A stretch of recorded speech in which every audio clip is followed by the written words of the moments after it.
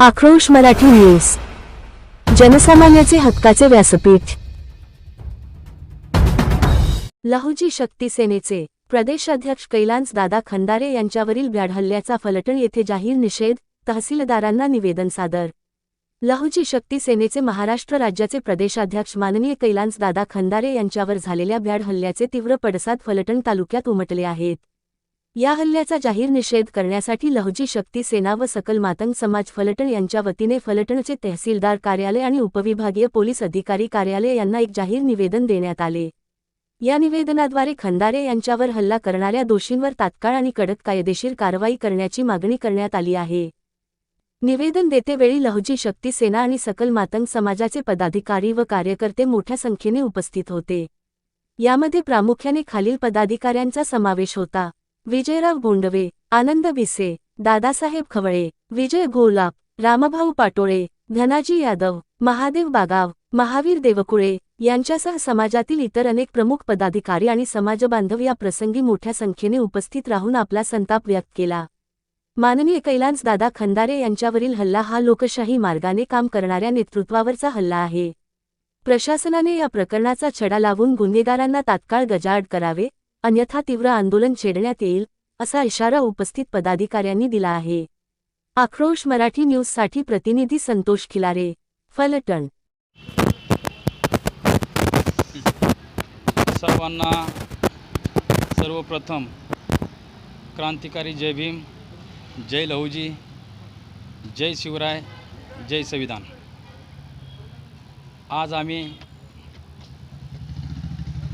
DYSP Phaltan आणि तहसील कार्यालय फलटण या दोन्ही ठिकाणी आम्ही चिखली तालुका जिल्हा बुलढाणा या ठिकाणी 26/2/2026 रोजी लहुजी शक्ती सेनेचे प्रदेशाध्यक्ष माननीय कैलासभाऊ खंदारे हे त्यांच्या राहत्या घरापासून पहाटे 4:30 ते 5च्या दरम्यान राहुरी या ठिकाणी आयोजित असणाऱ्या मातंग समाजाच्या एक सामाजिक प्रबोधन मेळाव्यास जात असताना त्या ठिकाणी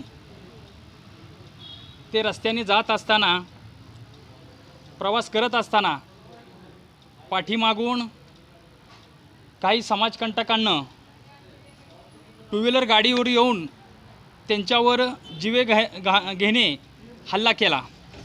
त्या हल्ल्यामध्ये त्यांना कळत न कळत किरकोळ जखम झालेली आहे, परंतु हा हल्ला निंदनीय आहे, निषेधार्थ आहे।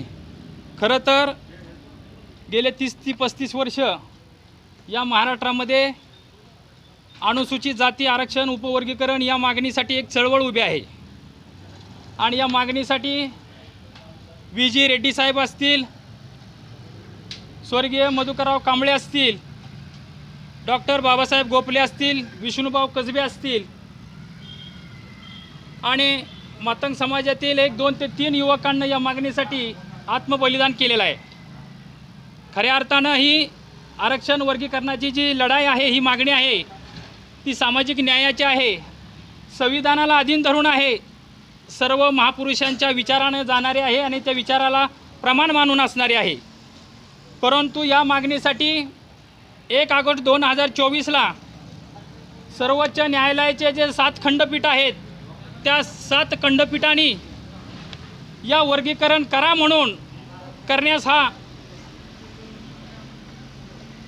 आदेश दिलेला आहे आणि या आदेशाला अनुसरूनच गेले अनेक वर्षापासून या महाराष्ट्रामध्ये अनेक संघटना, अनेक पक्ष ज्याच्या त्याच्या पद्धतीनं मागणी करतायत आणि ही मागणी निश्चितच शेवटच्या टप्प्यावर आहे।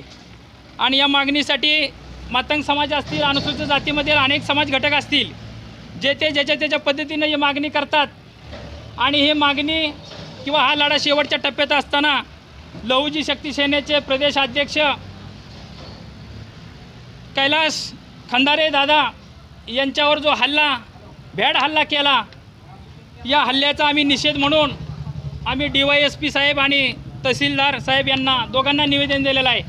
खरं तर आमची ही मागणी न्यायाची आहे, सामाजिक न्यायाची आहे आणि विचाराची आहे, लेखणीची आहे, शब्दाची आहे आणि ही मागणं आमचं सरकारकडे आहे. आम्ही मागतोय सरकारला, या आमच्या मागणीचा न्याय निवाडा सरकार करणार आहे.